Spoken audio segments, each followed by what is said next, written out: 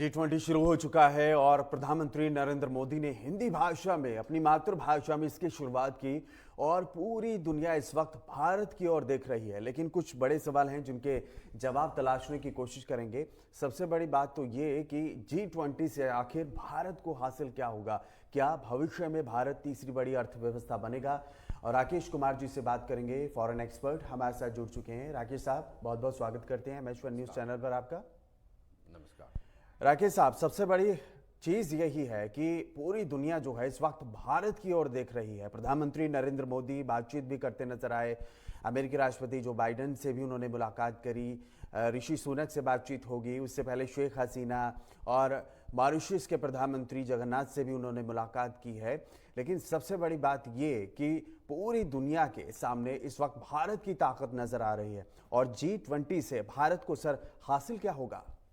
देखिए, सबसे बड़ी बात है कि हमारे लिए बहुत ही गर्व का विषय है कि G20 जैसे शिखर सम्मेलन का आयोजन भारत के द्वारा किया जा रहा है। आप देखेंगे, जब भारत को आज़ादी मिली 1947 से लेकर आज तक इतना बड़ा कोई सम्मेलन हमारे देश के अंदर नहीं हुआ जहां पे 20 देशों के राष्ट्राध्यक्ष या उनके प्रतिनिधित्व आए। तो ये मेरे लिए और हमारे सभी भारतीय के लिए गर्व का विषय है। जहां तक सफलता की बात है तो मेरा ऐसा मानना है कि जो आर्थिक क्षेत्र में हो सकती है, बहुत बड़ी साझेदारी हो सकती है। जैसा आपने कहा कि अभी जो अमेरिकी राष्ट्रपति है जो बाइडेन साहब वहाँ हमारे भारत के राष्ट्रपति से मिले हैं और यहाँ पे ऐसा माना जा रहा है कि भारत और अमेरिका के साथ साथ बाकी भी जो तमाम ऐसे देश हैं जो G20 शिखर सम्मेलन में भाग ले रहे हैं, तमाम ऐसे मुद्दे हैं, आर्थिक क्षेत्र में हैं, मिलिट्री क्षेत्र में हैं, बाकी भी सामाजिक सांस्कृतिक क्षेत्र में है, तो भारत के लिए एक बहुत बड़ा ये कदम माना जा सकता है। और अभी जैसे कल ही ऐसे बात हुई थी कि अभी रेल लाइन की बात हो रही है कि बहुत सारे ऐसे देश आपस में मिलके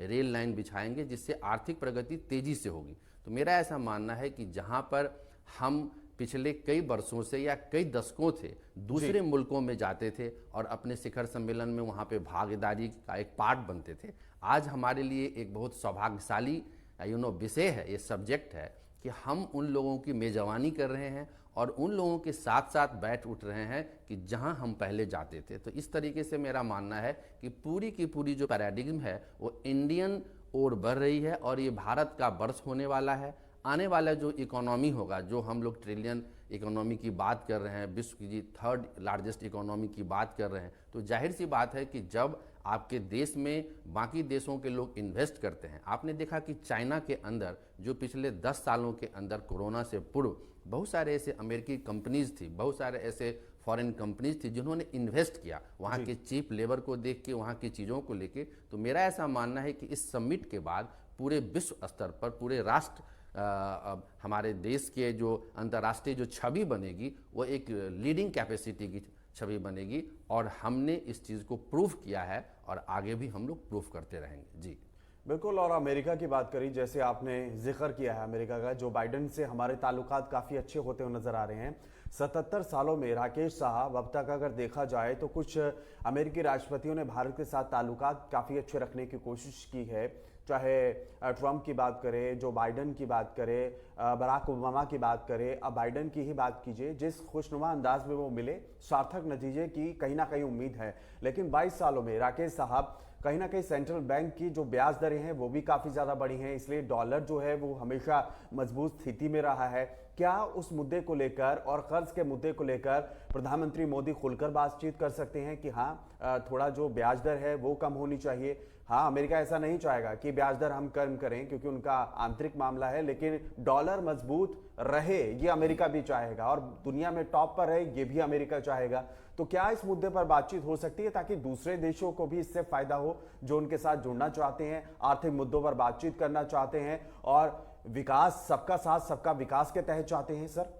देखिए, मैं इसको ज़रा ऐतिहासिक पृष्ठभूमि में बताना चाहूँगा। जब देखिए द्वितीय विश्व युद्ध हुआ तो उसके बाद क्या हुआ कि पूरी वर्ल्ड इकोनॉमी जो है सो एक डिप्रेशन में चली गई, वहाँ पे गिरावट आई और वहाँ से लेकर आज तक आप जिस इकोनॉमी की बात कर रहे हैं, उस समय भी जब ब्रेटन वुड्स कॉन्फ्रेंस हुए और आप जानते हैं कि जो इंटरनेशनल मॉनेटरी फंड की स्थापना हुई, वर्ल्ड बैंक की स्थापना हुई, तो तमाम तरह के जो इंटरनेशनल ऑर्गेनाइजेशंस हुए, पर्टिकुलरली जो इकोनॉमिक ऑर्गेनाइजेशंस हुए, उसमें यूएसए का बहुत बड़ा योगदान था। उन लोगों ने बहुत बड़ा कंट्रीब्यूशंस किया कि कैसे इन राष्ट्रों के इकोनॉमी को सरवाइव किया जाए, पर्टिकुलरली जो डेवलपिंग इकोनॉमीज थी, चाहे एशियन इकोनॉमीज हो चाहे अफ्रीकन इकोनॉमी हो। ऐसी परिस्थिति में जहां की अमेरिकन डोमिनेंस रहा, अमेरिकन डोमिनेंस की सीधी सी फैक्टर रही कि उनके पास कैपिटल्स थे, उनके पास टेक्नोलॉजी थी, और वो जो लीगेसी है आप देखेंगे कि आज़ादी से लेके 1947 से लेके आज तक बनी हुई है। और ऐसे फैक्टर्स हैं, चूंकि पूंजी उनके पास है,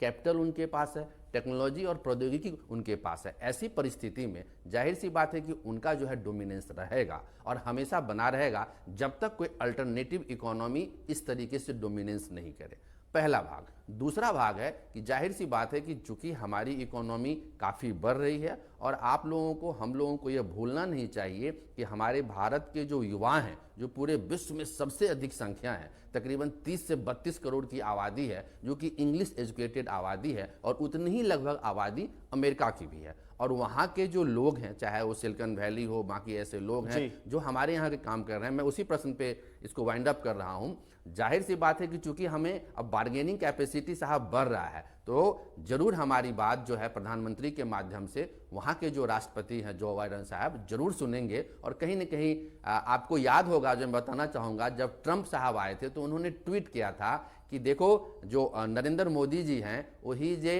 टफ निगोशिएटर, तो टफ निगोशिएटर वो शुरू से रहे हैं, और इसीलिए भारत की जो है डंका सभी देशों में और सभी प्लेटफॉर्म्स पे मजबूत हो रही है। जी बिल्कुल राकेश साहब, भारत का फोकस किन मुद्दों पर रहेगा इसको लेकर भी हम चर्चा करेंगे, और चर्चा ये भी करेंगे अनाज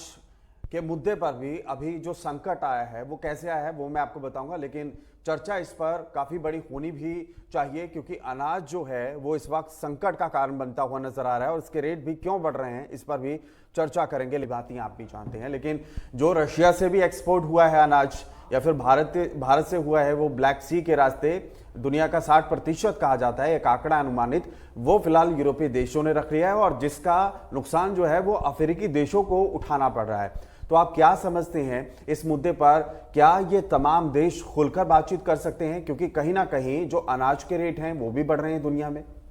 देखिए, सबसे बड़ी बात है अमर जी कि आपने बिल्कुल सही कहा है कि अनाज का जो मुद्दा है वो पूरे मानव जाति के लिए सदैव रहा है, मैं इस तरीके से देखता हूँ। और आप देखेंगे कि विशेष रूप से जो रसिया और यूक्रेन का युद्ध हुआ, जिसे मैं ऐसा मानता हूं कि ये क्रीमिया युद्ध का भी रेपिटेशन है। जिस तरीके से इतिहास के अंदर में एक लंबा समय क्रीमियन वार चला, तो उसी प्रकार से ये रसिया और यूक्रेन का जो युद्ध है वो 1 साल से अधिक भी हो चुका है। और इसके पीछे में जिस तरीके से अमेरिका का और बाकी लोगों का स्टैंड रहा है आपने देखा है। जहाँ तक ब्लैक सी का सवाल है और विशेष रूप से जो यूरोपियन डोमिनेंस का सवाल है, उसमें निश्चित रूप से हर देश, हर व्यक्ति, हर समाज, हर राष्ट्र ये चाहता है कि जो है फूड सिक्योरिटी सबसे पहले हो। और फूड सिक्योरिटी नहीं है यदि किसी राष्ट्र के पास, तो उनके यहाँ बहुत सारी तमाम जो है समस्याएं उत्पन्न होती है। और यही कारण है कि अपनी अपनी जो उनकी मार्केटिंग नेटवर्किंग है, लॉजिस्टिक जो सपोर्ट्स हैं, उनके द्वारा उन लोगों ने अपना बफर स्टॉक बनाया है। रह गया बात यदि अफ्रीकन यूनियन, तो वहाँ की जो जितने मेंबर्स हैं, जो सदस्य हैं अफ्रीका के, उनके पास उतनी परचेजिंग कैपेसिटी नहीं है, उनका इकोनॉमी उतना अच्छा नहीं है, उनके पास लॉजिस्टिक सपोर्ट्स उतना अच्छा नहीं है। लेकिन आपने देखा कई बार संयुक्त राष्ट्र संघ ने, कई बार जो अंतर्राष्ट्रीय एजेंसीज ने वहाँ पे अनाजों की सप्लाई की है, क्योंकि उनके पास ऐसा कुछ बहुत ज़्यादा सरप्लस में होता नहीं है, और उनकी क्लाइमेटिक जोन, एग्री जोन भी ऐसा नहीं होता है। ऐसी परिस्थिति में मेरा ऐसा मानना है कि G20 ऐसे महत्वपूर्ण शिखर सम्मेलन में निश्चित रूप से रसिया यूक्रेन युद्ध को, और साथ में जो अफ्रीकन यूनियन जो पूरी सदस्यता को इंगित करती है और वहाँ पे एक तरीके से मार्गदर्शित करती है, तो मेरा ऐसा मानना है कि उनकी जो अनाज की जो समस्या है उसके लिए G20 शिखर सम्मेलन में एक निश्चित रूप से कोई ड्राफ्ट बने, उन पे डिस्कशंस हो, ताकि एक बहुत बड़ी विक्ट्रीज की मानी जाएगी, बहुत बड़ा इसका अचीवमेंट्स माना जाएगा, जो आप अपने इकोनॉमिक संवर्धन के साथ साथ, आर्थिक जो है कूटनीतिक संवर्धन के साथ साथ विश्व के अनेक देशों के बारे में भी आप सोचते हैं। तो मैं समझता हूं कि आपका प्रश्न ये बहुत महत्वपूर्ण और प्रासंगिक रेलिवेंट है, और इसमें G20 शिखर सम्मेलन निश्चित रूप से एक महत्वपूर्ण मुद्दे को इसको उठा सकती है। लेकिन राकेश साहब, अफ्रीकी यूनियन संगठन का परमानेंट अब मेंबर भी बन गया है। अब देखा आपने किस तरीके से प्रधानमंत्री नरेंद्र मोदी ने गले लगाकर अफ्रीकी यूनियन के प्रतिनिधि को कहीं ना कहीं हर्षोल्लासित किया है, और भविष्य में भी जो रणनीति है वो काफ़ी बढ़िया होगी। लेकिन इसमें एक खास बात यह है कि जब इस अफ्रीकी यूनियन को जब हमने शामिल करना था, G20 सम्मेलन में शामिल करना था, तो तमाम देश इस पर सहमति जाहिर करते हैं, लेकिन चीन से हमें उम्मीद नहीं थी, लेकिन चीन ने हामी भरी। क्या ये समझे कि भारत और चीन दोनों ही अफ्रीकी संगठन के आगे अपनी मजबूत दावेदारी पेश कर रहा है, खुद का वर्चस्व साबित करने की कोशिश कर रहा है? देखिए, जाहिर सी बात है, अंतर्राष्ट्रीय स्तर पर भारत और चीन ये बिल्कुल प्रतिद्वंदी के रूप में काम करते हैं। ऐसी अंतर्राष्ट्रीय एजेंसीज है, प्लेटफॉर्म है, फोरम है, जहां पे उनको अपने इकोनॉमिक डिप्लोमेसी को संवर्धन करने के लिए, इंक्रीज करने के लिए, अपने सेल्फ इंटरेस्ट, नेशनल इंटरेस्ट को बढ़ाने के लिए ही ये आपस में गले मिलते हैं। क्योंकि जो चाइनीज पॉलिसी रही है, शुरू से रहा है एग्रेशन की पॉलिसी रही है, और एग्रेशन के कारण चूंकि हमारे देश की राजनीति हमेशा सह अस्तित्व की रही है। हमने पंचशील का सिद्धांत दिया 1954 में, जहां पे हमने कहा कि हम भी राष्ट्र हैं, आप भी राष्ट्र हैं, हम सभी लोग मिलकर एक दूसरे के आगे बढ़े। लेकिन हमने देखा 1962 में क्या हुआ था। बहरहाल G20 का प्रश्न है, तो G20 के अंतर्गत चूंकि भारत भी एक उभरती हुई आर्थिक शक्ति है, महाशक्ति है, ऐसी परिस्थिति में चीन हमें इग्नोर नहीं कर सकता। और यही कारण है कि चूंकि G20 का एजेंडा एज ए प्रेसिडेंट, चूंकि हम इसकी अध्यक्षता कर रहे हैं, तो हमें सेट करना था, जो कि नागवार चाइना को नहीं लगा। चाइना को इस बात को पसंद नहीं आया। लेकिन चूंकि हमारी ऐसी हैसियत बनी, हमारी ऐसी स्थिति बनी कि हम इसको आगे कर रहे हैं, आगे बढ़ा रहे हैं। ऐसी परिस्थिति में जो हमारा एजेंडा OAU के साथ रहा है, चूंकि हमने हमेशा एक मानवीय मूल्यों को भी हमेशा रखा है। हमने राष्ट्रीय आंदोलन से लेके, आज़ादी के बाद से लेके और आज तक हमारी ये रही है कि यदि पाकिस्तान के अंदर भी या बाकी देशों के अंदर भी बाढ़, भूखे सूखे आते हैं, तो हम लोग वहाँ पे अनाज भेजते हैं। और यही कारण है कि OAU को, हमने अफ्रीकन यूनियन को उसमें साझेदारी बनाने का प्रयास किया है। और चाइना इस बात को देख रहा है कि चूंकि इसका एक बृहत्तर रूप है, भारत का एक बृहत्तर सोच है, कहीं हम पीछे नहीं हो जाए, और यही कारण है कि वो भी सपोर्ट कर रहा है। और जाहिर सी बात है अमर सर, चूंकि आपने कहा है, तो चाइना और अमेरिका में रेस तो है ही, और यही कारण है कि नवंबर के अंदर में चीन ऐसी दावा कर रहा है कि 190 देशों को, आप ये मान सकते हैं, जैसे मीडिया रिपोर्ट्स आया है कि 190 देशों को वो अपने देश के अंदर बुला रहा है। और जिस तरीके से श्रीलंका को, पाकिस्तान को उसने डेप ट्रैप में एक जकड़ लिया है, उसी तरीके से बाकी देशों को बुला रहा है। तो मैं तो समझता हूं कि यूएनओ में जिस तरीके से 200 से अधिक मेंबर्स हैं, और मुझे लगता है कि यदि यहां भी इस तरीके से चाइना करता है, तो चाइना एक निश्चित रूप से अमेरिका के लिए और भारत के लिए एक बहुत बड़ा एक चैलेंज के रूप में बहुत ही सही शब्द का आपने इस्तेमाल किया राकेश जी, डेथ ट्रैप। ये नेपाल में भी ऐसे ही है, क्योंकि नेपाल और जो चाइना का बॉर्डर है पास में, काफी ऐसे प्रोजेक्ट्स हैं जहां पर इन्वेस्टमेंट करके कहीं ना कहीं चीन अपना वर्चस्व साबित करने की कोशिश करता है। और यही चीज उनके अफगानिस्तान में देखने को मिली, पाकिस्तान में देखने को मिली, और वर्मा जैसे या फिर जो छोटे देश हैं, श्रीलंका का भी आपने जिक्र किया, यहां पर डेथ ट्रैप कहीं ना कहीं लगाने की कोशिश कर रहा है। तो क्या समझें, ये तमाम रणनीतियां जो हैं ये भारत के खिलाफ हैं। और अभी भी देखिए, चीन भारत से खुश नहीं है, ना पाकिस्तान भारत से खुश है। जो ये G20 हो रहा है और दुनिया के सामने जो भारत की इमेज निकलकर सामने आ रही है सर।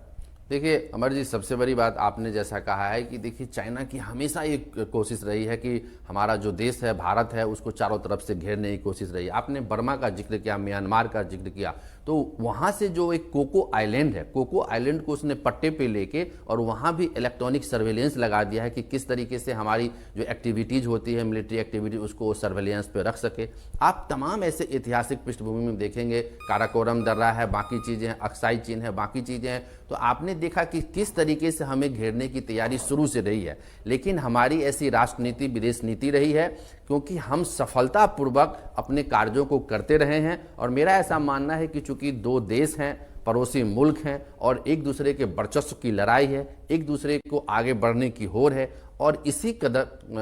कदम में हम एक दूसरे को ऊपर नीचे कर सकते हैं। लेकिन चूंकि हमारी युवा इतने शक्तिशाली हैं, इतने प्रबुद्ध हैं, हमारा जो समाज है, हमारा जो राष्ट्र है, इतना मजबूत हो रहा है पिछले 20 सालों के अंदर, जो हम किसी भी परिस्थिति से, आपने देखा कि कई ऐसे मुद्दे हुए जिसके अंतर्गत ऐसा हुआ कि अब युद्ध होने वाला है भारत और चीन की, गलवान की स्थिति में आपने देखा, बाकी चीज़ों में आपने देखा। लेकिन चूंकि हमारी साख ऐसी बनी है और हमारी क्रेडिबिलिटी ऐसी बनी है कि अमेरिका ऐसे देश हमारे साथ खड़े हैं, रसिया ऐसे देश हमारे साथ खड़े हैं, तो ऐसी परिस्थिति में चाइना उस तरीके से नहीं कर सकता, उस तरीके से स्टेप नहीं ले सकता जैसा कि वो। जी बिल्कुल राकेश साहब, रशिया के मुद्दे पर भी हम बातचीत करेंगे और मुद्दा इस बात पर भी छेड़ेंगे कि वाकई G20 जैसे संगठन की दुनिया को जरूरत है या नहीं, या फिर जो इनका मोटिव था या फिर जो अचीव करने के लिए ये लोग निकले थे वो अचीव किया या फिर नहीं।